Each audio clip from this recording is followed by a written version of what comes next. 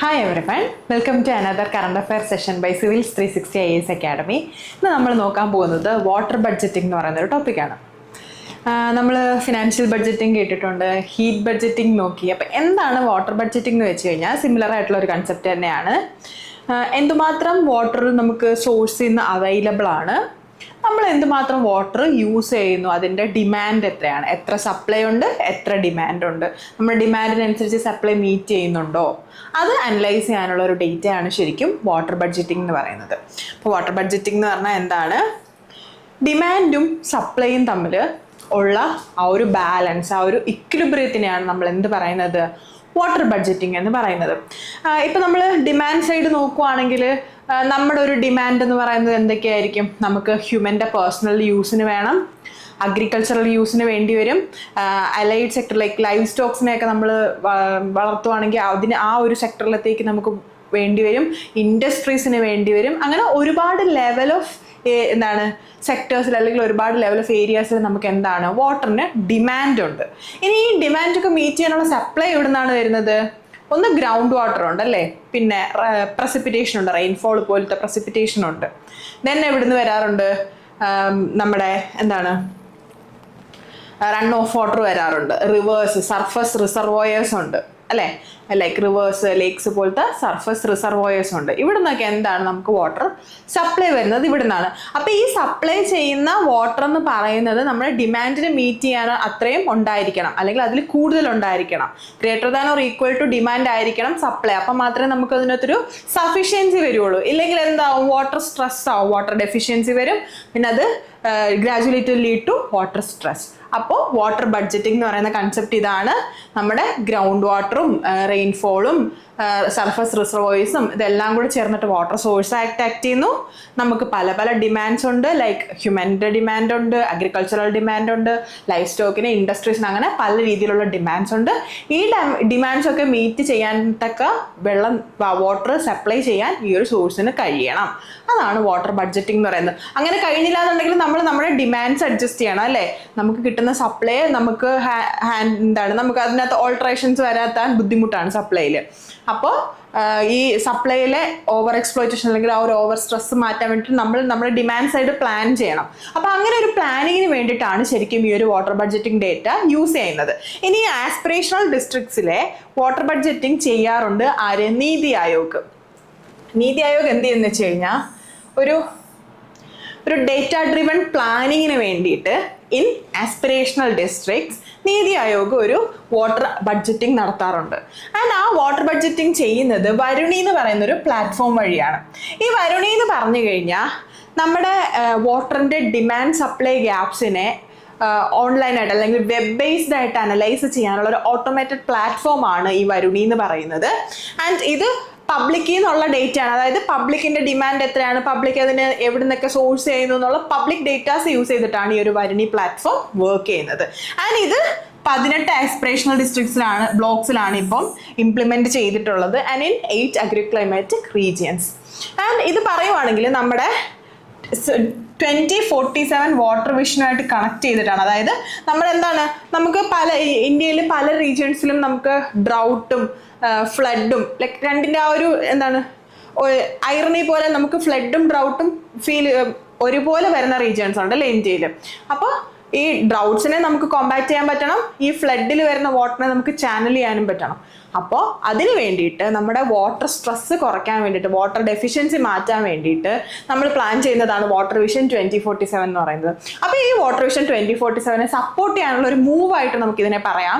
അതായത് വരുണി എന്ന് പറയുന്ന ഒരു പ്ലാറ്റ്ഫോം കൊണ്ടുവരുന്നു, അതിലൂടെ നമ്മൾ ഡിമാൻഡ് സൈഡും നമ്മുടെ സപ്ലൈ സൈഡും ക്വാണ്ടിഫൈ ചെയ്യുന്നു, എന്നിട്ട് നമ്മൾ എന്ത് ചെയ്യുന്നു? അനലൈസ് ചെയ്യുന്നു, നമുക്ക് എവിടെയാണ് ഗ്യാപ്പ് വരുന്നതെന്ന് അനലൈസ് ചെയ്യുന്നു. അതാണ് ശരിക്കും ഈ നീതി ആയോഗിൻ്റെ water budgeting for aspirational districts എന്ന് പറയുന്നത്. ഇനി ഇതിനകത്ത് വാട്ടർ നമ്മൾ പറഞ്ഞു, നമുക്കിപ്പോൾ മോസ്റ്റ്ലി വാട്ടർ സോഴ്സ് എന്ന് പറയുന്നത് സർഫസ് വാട്ടർ സോഴ്സ് ഉണ്ട്. അത് കൂടാതെ നമ്മൾ ശരിക്കും ഓവറായിട്ട് എക്സ്പ്ലോയിറ്റ് ചെയ്യുന്നൊരു സോഴ്സാണ് എന്തെന്ന് പറയുന്നത്? ഗ്രൗണ്ട് വാട്ടർ എന്ന് പറയുന്നത് അല്ലേ. അപ്പോൾ ഈ ഗ്രൗണ്ട് വാട്ടറിൻ്റെ എക്സ്ട്രാക്ഷന് ഈ ഒരു റിപ്പോർട്ട് ഒരു ലിമിറ്റ് പറയുന്നുണ്ട്. അതായത് സേഫ് ലിമിറ്റ് ആവണമെങ്കിൽ you should extract less than 70%. അതായത് നമ്മൾ എക്സ്ട്രാക്ട് ചെയ്താൽ മാത്രം പോരാ അല്ലേ, ഇത് റീചാർജ് ചെയ്യാനുള്ള ഒരു ഫെസിലിറ്റിയും കൂടെ ഉണ്ടാവണം. അപ്പം നമ്മുടെ ഇപ്പോഴത്തെ ഡെവലപ്മെന്റ്സ് ഒക്കെ വെച്ച് നോക്കുകയാണെങ്കിൽ ആ ഒരു ഗ്രൗണ്ട് വാട്ടർ റീചാർജിങ് ഭയങ്കര കുറവാണ്. സർഫസ് റൺ ഓഫ് ആണ് കൂടുതൽ, അതായത് വരുന്ന വെള്ളം ഒഴുകി പോകുകയാണ് ചെയ്യുന്നത്. അത് പെനിട്രേറ്റ് ചെയ്ത് ഗ്രൗണ്ട് വാട്ടർ അക്വിഫേഴ്സ് ഒന്നും റീചാർജ് ആവുന്നില്ല. അപ്പൊ നമുക്ക് റീചാർജ് ചെയ്യാൻ പറ്റത്തക്ക അത്രയും മാത്രമേ നമ്മൾ എടുക്കാവൂ. അതായത് ഒരു 70% കുറവാണ് നമ്മൾ ഗ്രൗണ്ട് വാട്ടർ എക്സ്ട്രാക്ട് ചെയ്യുന്നുണ്ടെങ്കിൽ അത് സേഫ് ലിമിറ്റ് ആണെന്നാണ് പറയുന്നത്. ഇനി നമ്മൾ അപ് ടു 70 to 90 ആണെങ്കിൽ അതൊരു സെമി ക്രിട്ടിക്കൽ സ്റ്റേറ്റ് ആണ്. അതായത് ക്രിട്ടിക്കൽ ആയോന്ന് വെച്ചാൽ ഇല്ല, ചിലപ്പോൾ അത് അത്രയും റീചാർജ് ആവുമായിരിക്കും, പക്ഷേ അതൊരു ക്രിട്ടിക്കൽ സ്റ്റേജിന്റെ സ്റ്റാർട്ടാണ്, ഒരു സെമി ക്രിട്ടിക്കൽ സ്റ്റേജ് ആണ്. അത്രയും ഒരു 70 to 90% ഗ്രൗണ്ട് വാട്ടർ നമ്മൾ എക്സ്ട്രാക്ട് ചെയ്യുന്നു എന്ന് പറഞ്ഞു കഴിഞ്ഞാൽ, ഇനി നമ്മൾ അപ് ടു 100%, അതായത് ആ ഉള്ള ഗ്രൗണ്ട് വാട്ടർ എല്ലാം നമ്മൾ എക്സ്ട്രാക്ട് ചെയ്തെടുക്കുകയാണെങ്കിൽ ദാറ്റ് ഈസ് ക്രിട്ടിക്കൽ സ്റ്റേജ്. ഇനി നമ്മൾ എന്താണ് മാക്സിമം അതിനെ ഓവർ എക്സ്പ്ലോയിറ്റ് ചെയ്യുവാണെങ്കിൽ എന്ത് പറ്റും, ആ ഗ്രൗണ്ട് വാട്ടർ സോഴ്സേ ഇല്ലാതായി പോകും അല്ലേ. അപ്പൊ അങ്ങനെ 3-4 ലെവലായിട്ട് ഇവർ ഗ്രൗണ്ട് വാട്ടർ എക്സ്ട്രാക്ഷൻ ലിമിറ്റിനെ ക്ലാസിഫൈ ചെയ്തിട്ടുണ്ട്. ഇനി ഈ ഒരു റിപ്പോർട്ട് കണ്ടുപിടിച്ച് എന്താണെന്ന് വെച്ച് കഴിഞ്ഞാൽ, ചില റീജിയൻസിൽ, ചില സ്റ്റേറ്റ്സിലെ ചില ബ്ലോക്സിൽ ഈ ഒരു ഗ്രൗണ്ട് വാട്ടർ എക്സ്ട്രാക്ഷൻ പറയുന്നത് ഒരു ഡെഫിസിറ്റ് സ്റ്റേറ്റിലാണ്. അതായത് നമുക്ക് ഗ്രൗണ്ട് വാട്ടർ എക്സ്ട്രാക്ഷൻ മാത്രമല്ല, മൊത്തത്തിൽ വാട്ടറിന്റെ ഒരു യൂസേജ് അല്ലെങ്കിൽ വാട്ടറിന്റെ ഒരു ഡിമാൻഡിനനുസരിച്ചുള്ള അവൈലബിലിറ്റി എന്ന് പറയുന്നത് വളരെ ഡെഫിസിറ്റ് സ്റ്റേറ്റിലാണ് മിക്ക സ്റ്റേറ്റിലും എന്ന് പറയുമ്പം like Sikkim, UP, Madhya Pradesh and Tamil Nadu, ഈ സ്റ്റേറ്റിലൊക്കെ. ആൻഡ് സിക്കിമിലെ നാംചി എന്ന് പറയുന്ന റീജിയണിലാണെങ്കിൽ ഇറ്റ് ഇസ് ലൈക്ക് 94% ഡെഫിസിറ്റ് ആണ്. ആ ഒരു 94% ഗ്യാപ്പ് ആണ് അവിടെ കാണുന്നത്. ആൻഡ് തമിഴ്നാട്ടിലാണെങ്കിൽ 42% ഗ്യാപ്പ് ഉണ്ട്. അതായത് ഇപ്പോൾ നമുക്ക് 100 യൂണിറ്റ് വെള്ളം വേണം എന്നുണ്ടെങ്കിൽ നമുക്ക് എത്രയേ കിട്ടുന്നുള്ളൂ, 58 കിട്ടുന്നുള്ളൂ. ബാക്കി 42% അവിടെ ഗ്യാപ്പാണ്, ഡെഫിസിറ്റ് ആണ്. അപ്പോൾ ഈ പറയുന്ന റീജിയൻസിലൊക്കെ ലൈക്ക് സിക്കിമിലെ നംചി എന്ന് പറയുന്ന റീജിയൻ, ഗംഗോരി എന്ന് പറയുന്ന UPയിലെ റീജിയൻ, തമിഴ്നാട്ടിലെ അന്തിമടം എന്ന് പറയുന്ന റീജിയൻ, ഇവിടെയൊക്കെ എന്താണ് വാട്ടർ ഡെഫിസിറ്റ് ആണെന്നാണ് നമ്മുടെ ഈ നീതി ആയോഗിന്റെ ഈ ഒരു റിപ്പോർട്ട് പറയുന്നത്. അതുപോലെ തന്നെ ഹിമാലയൻ ഏരിയാസിൽ, ഹിമാലയയിലുള്ള ബ്ലോക്കിൽ അവർ അനലൈസ് ചെയ്തപ്പോൾ എന്താ കണ്ടതെന്ന് വെച്ച് കഴിഞ്ഞാൽ, ഇപ്പം ഐസ് മെൽറ്റിങ്ങും അങ്ങനത്തെ ഗ്ലേഷ്യർ മെൽറ്റിംഗ് ഒക്കെ ഉണ്ടാകുന്നത് കൊണ്ട് വാട്ടർ റീചാർജ് നടക്കുന്നുണ്ട്. ആൻഡ് അവിടുത്തെ യൂസേജ് ലിമിറ്റഡ് ആണ്. അതുകൊണ്ട് തന്നെ ഈ ഹിമാലയൻ ബ്ലോക്കിലൊക്കെ ഈ ഒരു വാട്ടർ ബഡ്ജറ്റിംഗ് നോക്കുമ്പോൾ വാട്ടർ സർപ്ലസ് ആണ് കാണുന്നത്. നമ്മൾ നേരത്തെ പറഞ്ഞ റീജിയൻസിൽ ഡെഫിസിറ്റ് ആയിരുന്നു, പക്ഷെ ഹിമാലയൻ ബ്ലോക്സിലൊക്കെ വാട്ടർ സർപ്ലസ് ആണ് കാണുന്നത്. ഇനി അതുപോലെ ഗുജറാത്തിലെ റീജിയണിൽ എന്താണെന്ന് വെച്ച് കഴിഞ്ഞാൽ, അവിടെ നമ്മൾ ഉത്കായി എന്ന് പറയുന്ന ഒരു ഡാമുണ്ട്. ബട്ട് ഈ ഒരു ഡാം നമ്മൾ വാട്ടർ റിസർവോയർ ആയിട്ട് അവിടെ ഒരു ഡാം ഉണ്ടാക്കിയിട്ട് നമ്മൾ വാട്ടറിന്റെ ആ ഒരു ഡിമാൻഡ് സൈഡിൽ ഈ ഒരു ഡാം വെച്ച് ബാലൻസ് ചെയ്യാനാണ് നോക്കുന്നത്. ബട്ട് സിൻസ് ഈ ഒരു ഡാം ഉണ്ടെങ്കിൽ കൂടെ അവിടെ ഗ്രൗണ്ട് വാട്ടർ എക്സ്പ്ലോയിറ്റേഷൻ ഭയങ്കര കൂടുതലാണ്. It is A critical level. 96% ആണ് അവിടുത്തെ ഗ്രൗണ്ട് വാട്ടർ ഡിപ്പെൻഡൻസ് അല്ലെങ്കിൽ എക്സ്ട്രാക്ഷൻ എന്ന് പറയുന്നത്.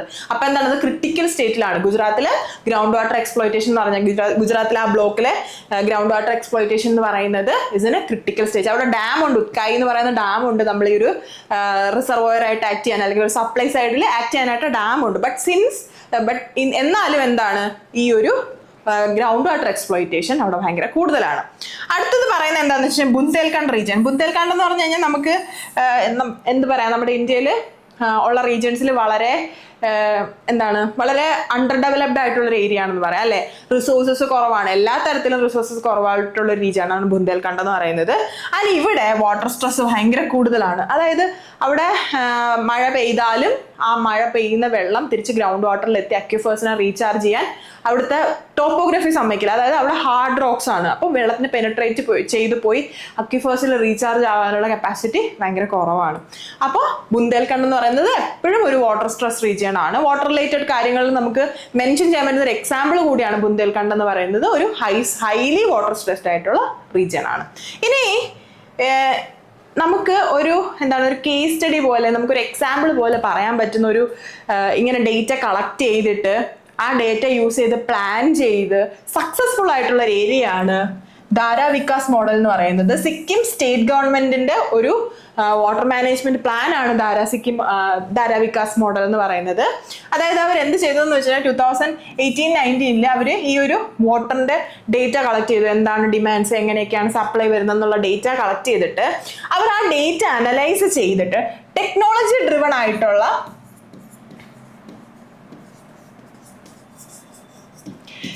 നമ്മുടെ സയന്റിഫിക് നോളജിന്റെ കൂടെ അവർ ടെക്നോളജി കൂടി ആഡ് ചെയ്തിട്ട് ഈ ഡേറ്റാസിനെ അനലൈസ് ചെയ്യുകയും ഡാറ്റാ സെറ്റിനെ അനലൈസ് ചെയ്യുകയും അതിന് വേണ്ട സൊല്യൂഷൻസ് സ്വീകരിക്കുകയും ചെയ്തു.